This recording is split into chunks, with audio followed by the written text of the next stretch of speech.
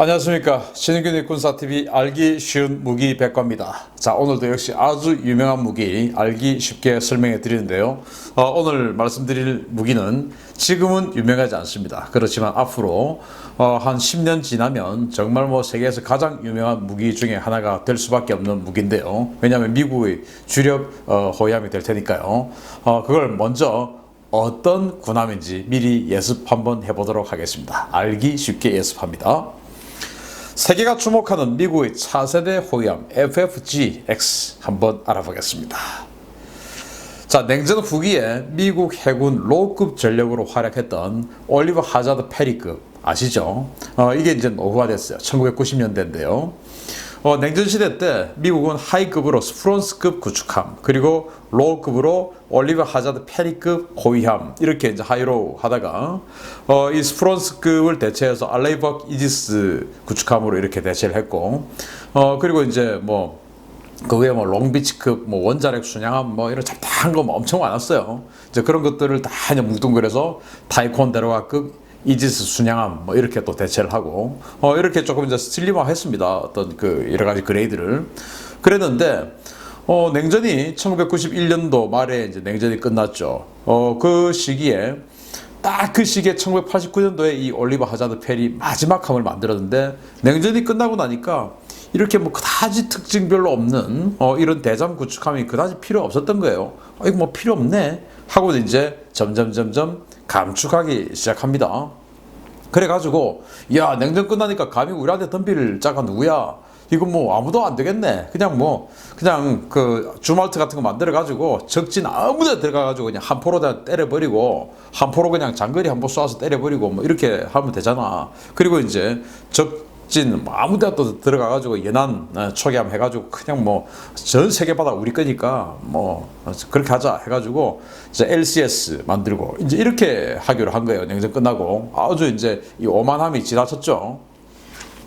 그래가지고 이제 탈냉전 이후에 미래전에 최적화됐다 해가지고 차세대 전투함으로 그런 LCS를 만들었는데, 그러나 만들고 나서 보니까 정말 좀 가격 좀 싸게 하려고 레이더도 안 달고 무장도 그다지 없고 한 포밖에 없으니까 무장도 없고 레이더도 없고 아무것도 없는 이런 그냥 생긴 것만 그럴싸하게 생긴 군함을 만들었는데, 그럼에도 불구하고 가격은 완전히 이지스함, 알레버크급 이지스함에 필적하는 그런 가격이에요. 상식을 파괴한 획득비예요. 그리고 분노를 유발하는 신뢰성이에요. 계속 고장나는 겁니다. 리콜 아무리 받아도 계속 고장나요. 그렇게 해가지고 함장이 계속 징계를 먹고, 또 이제 함장이 자주 바뀌고 이런 식으로 이제 하는 겁니다. 그리고 이제 납득할 수 없는 작전 능력, 이건 납득할 수 사실은 있죠. 왜냐? 옆에서 보면 우리도 납득할 수 있죠. 왜? 무장 달린 게 있어야 작전 능력이 있죠. 그래가지고 이건 도저히 안 되겠다. 그런데 미 해군은 이걸 무려 52척이나 하기로 했어요. 정말 까마득하죠. 세월이 이제 바뀌었어요. 중국이 이렇게 부상할 줄 몰랐죠. 그래서 중국이 갑자기 2010년대 들어와가지고 세계의 바다를, 이 태평양을 미국하고 우리하고 반 나누자. 왜 니들이 다 하냐. 이제 이런 식으로 들이대니까 큰일 났다. 이거 한 포밖에 없는, 한 포도 달랑 57mm 한 포밖에 없는 이거 가지고 되겠냐. 이렇게 해서 이제 큰일 난 겁니다. 야, 이 사업 기획하고 진행시켰는데 빨리 그냥 당장 심할서 가져와. 이제 이 정도로 분노가 치밀어 오르는 거예요. 그래서 이제 상황이 바뀌었어요. LCS 프로그램을 걷어차고 싶었던 미 해군입니다. 2014년도에. 이때 이미 LCS 프로그램이 막 진행돼가지고 52척 중에서 30여 척이 막 갔어요. 예산이 확정됐어요. 그래서 나머지 20척, 이건 좀 스톱하고 뭔가 조금 다른 식으로 하고 싶었어요. 미 해군이. 그래서 미 해군이 국방성님에게 채팅방에 초대해가지고 사정을 좀 합니다. 자, 저기요 형님, 저희 원래 52척 뽑기로 했던 그 LCS 있잖아요. 그거 형님도 보신 것처럼 문제가 많아서 그런데요, 계획을 좀 바꿔도 될까요? 이렇게 물어봤어요. 그래서 이제 국방성이 야, 신규 전투함 사업 어쩌고 하는 헛소리 꺼낼 거면 당장 그냥 채팅방 끄는 게 좋을 거야. 시퀘스트 쳐맞고 지금 휘청이 있는데 넌 돈이 썩어나냐? 이렇게 됐어요. 시퀘스트. 그러니까 이제 오바마 행정부 때 이 금융위기 이런 것들로 인해서 미국의 앞으로 이 국방 예산뿐만 아니고 모든 예산이죠. 계속 해봐도 20%씩 감축하는 이제 이런 법안이, 강제 법안이 됐지 않습니까? 그래서 국방 예산 줄여야 되는데 무슨 소리야? 이제 이런 거예요. 그래서 해군이 아니 그게 아니라 태평양 건너서 중국도 지금 좀 말썽이고 요즘 LCS 같은 경무장 함정으로는 작전 소요 채울 수가 없어서요. 그럼 신규 사업하는 대신에 LCS의 무장 좀 강화해도 될까요? 52척은 좀 뭐 그대로 가고 대신 지금 아직 안 만든 후기형 20척에 레이더랑 무장 좀 강화하면 될 것 같은데 점점점 이렇게 됐어요. 그래서 이제 국방성이 중국 놈들 하는 거 봐서는 나도 좀 불안하긴 했다. 그래, 예산은 뭐 크게 못 올려주니까 예산 상승은 최소화하고 그거 사업 가려면 의원 나으리들 잘 구워 삶아야 되니까 네이밍 좀 새로 해봐. 그래서 이제 해군이 감사합니다 형님, 금방 보고서 가지고 찾아올게요 해가지고 이제 이 LCS 사업의 아직 예산 확정되지 않은 이 후반기 20척을 미 국방부는 여기다가 크게 예산 조정하지 않고 뭔가 조금 컨셉 조금 다르게 해가지고 국회의원들이 보기에 뭔가 좀 다르네, 예산 조금 더 줘도 되겠어 라는 느낌 나게 이름 좀 바꿔서 갖고 와봐, 이제 이렇게 된 거예요. 그래서 LCS 사업을 SSC 사업으로 해가지고 이름을 바꿔서 무장을 뭐 갖다 단다고 했는데 사실 뭐 별 무장도 없어요. 여기다가 무장이라고는 이게 아무것도 없으니까 여기 이제 헬파이어를 갖다 씹습니다. 그래서 이 헬파이어 가지고 대한미사일 하겠다는 거예요. 그리고 이제 뒤에다가 램 함대공 미사일 갖다 달고, 그리고 이제 57mm 함포는 그대로 달고, 그리고 이제 이 고속정들이 막 다가오니까 겁나잖아요. 그래서 앞뒤로 25mm 기관포 달고 뭐 이런 거밖에 없어요. 그러니까 뭐 별것도 아니죠. 그래서 이제 미 언론이 완전히 융단 폭격을 합니다. 아니 이런 쓰레기 플랫폼 또 쓴다고 장난하는 거냐 해가지고 하려면 제대로 하지 이게 뭐야 해가지고 언론들이 난리가 난 거예요. 그래서 완전히 그냥 미 해군이 탈탈 털렸습니다. 그러던 중에 바로 이 형님이 대통령이 된 거예요. 절망적인 상황에서의 급반전입니다. 트럼프의 해군력 증강 발표입니다. 2017년 3월 대통령이 취임하자마자 야 쪼잔하기 그게 뭐냐, 나는 재임 기간 중에 사상 최강의 해군력을 건설해서 경쟁 상대가 없게 만들겠다 이렇게 선언한 거예요. 야, 냉전 초기에 우리 미국 함대가 군함이 800척 정도 됐어. 근데 지금 뭐야, 300척도 안 되고 200몇 척, 말이 돼 이거? 안 돼. 오바마가 지금 항공모함 막 줄이려고 했지. 안 돼. 나는 항공모함 이 슈퍼 캐리어 12척이야 앞으로. 그렇게 하고 해군 군함 350척이야.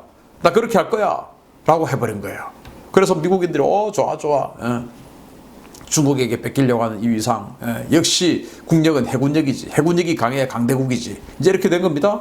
그래서 트럼프 대통령이 2017년 3월 이 발표를 딱 하고 나서 바로 그 다음 달인 2017년 4월에 해군이 얼씨구나 하고 새로운 사업을 입찰 공고를 딱 해버려요. 그러니까 물론 이제 이 백악관하고 사전교감 다 돼 있었겠죠.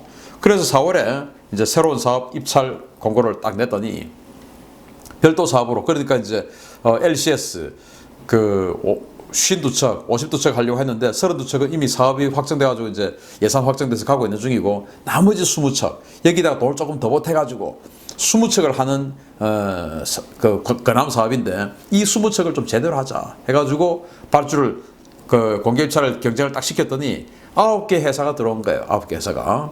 그런데 그 중에서 이제 1차 예선전에 떨궈내고 5개 회사를 가지고 결승전에 갖다 붙이는 겁니다. 하나는 이제 미 해경 코스트가드 경비함으로 쓰던 레전드라고 하는 그 클래스가 있어요. 그 레전드라는 경비함을 바탕으로 한 군함도 있고, 근데 그건 5개 중에서 제일 마음에 안 들고, 해군이 코스트가드 쓰던 거 그걸 갖다가 베이스로 하는 건 말이 안 되지 해서 이제 그건 또 안 되고, 나머지 4개가 뭐냐? 바로 이제 이 록히드 마틴의 LCS 프리덤이죠. 그걸 이제 록히드 마틴은 이런 식으로 마스트를 갖다가 두껍게 갖다 붙여가지고 이지스 레이더 중에서 스파이 F를 갖다 붙이는 겁니다. 스파이 1F. 그렇게 해서 이지스함으로 만들겠다.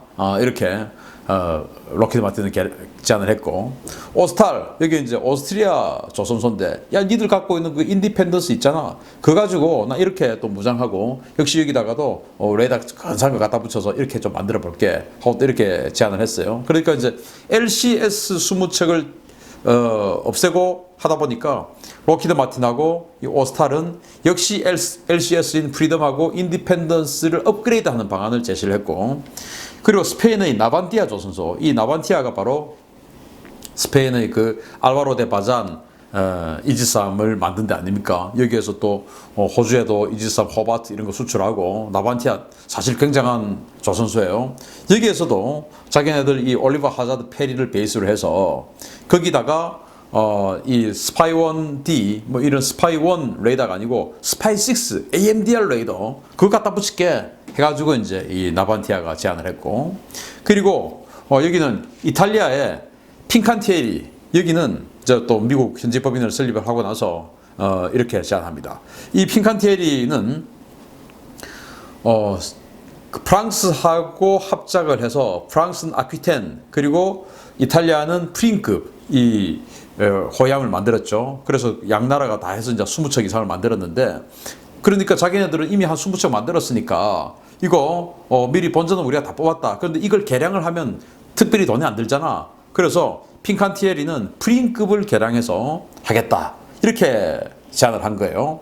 그래서 이제 여기 선정되면 20척 플러스 알파. 그래서 이제 20척은 기본적으로 하는 거고, 그리고 이제 LCS 지금 초창기형이 확 퇴역시켜버리고, 그거 다시 이렇게 그 수량만큼 또 이렇게 해서 20척 플러스 알파. 이렇게 하고 이제 한 척당 10억 달러 넘어왔는데, 이제 이렇게 해서 만듭니다.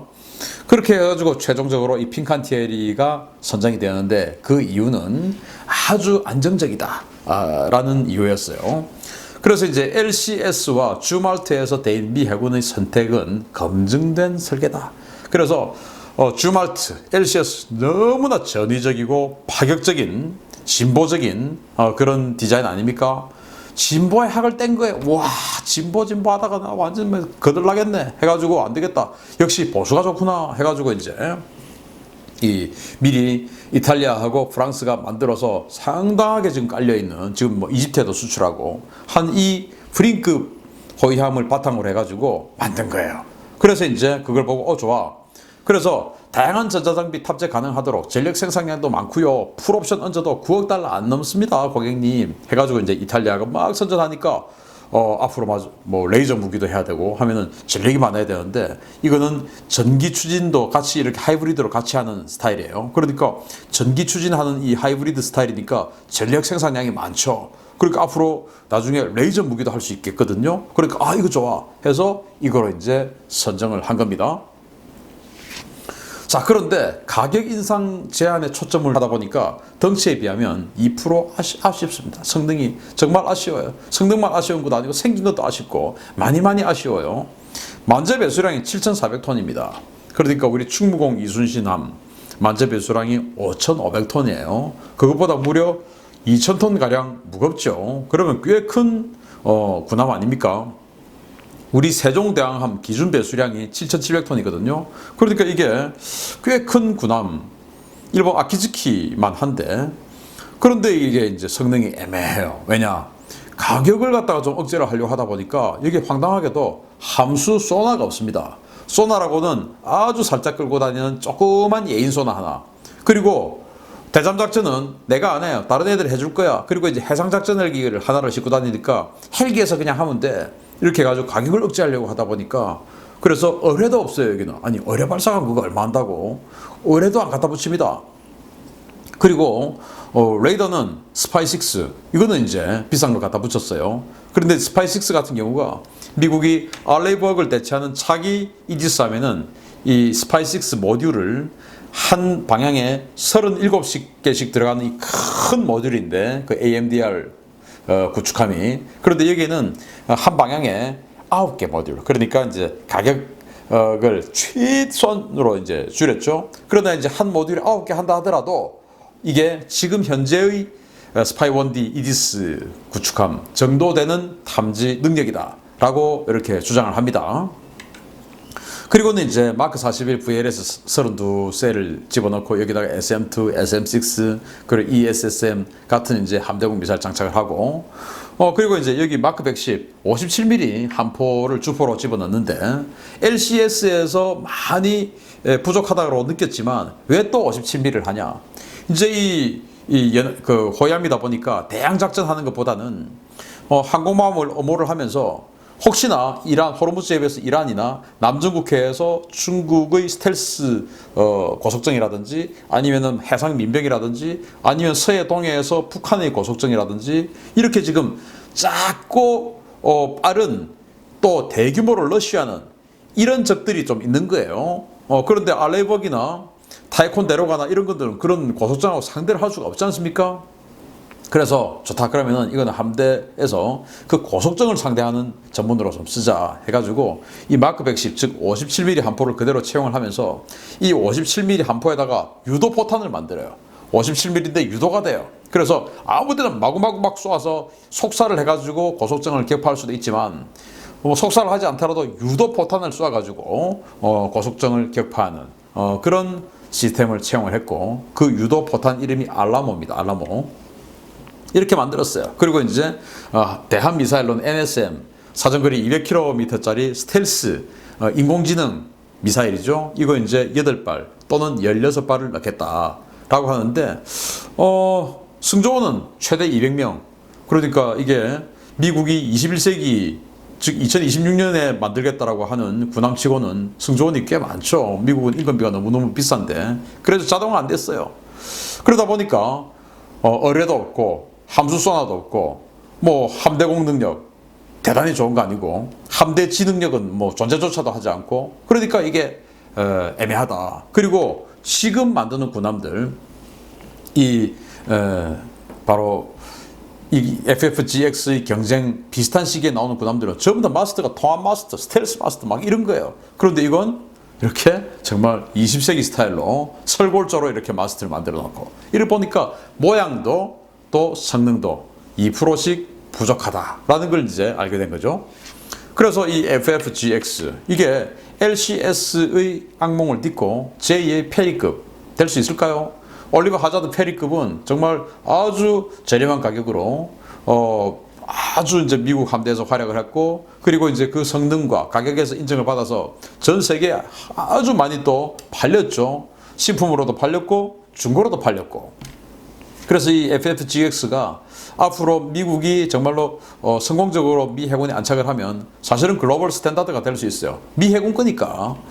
그래서 그렇지만은 글로벌 스탠다드가 되기 위해서는 이 21세기에 쓰는 군함치고는 생긴 게 좀 못생겼다. 그리고 성능도 2% 부족하다. 대잠 능력이 별로 없으니까 그런 여러 가지 부족한 점 사실이 있습니다. 그래서 벌써 구관이 명관이라는 이야기가 나오는데 어떻게 생각하십니까? 그러니까 이제 미 해군이 땀을 뻘뻘 흘린다라는 것으로 제가 마무리를 했습니다. 한번 지켜보겠습니다. 미 해군이 또 LCS에 이어서 삽질을 할 것인지 이번에는 제대로 만들 것인지 한번 지켜보겠습니다. 마치겠습니다. 감사합니다.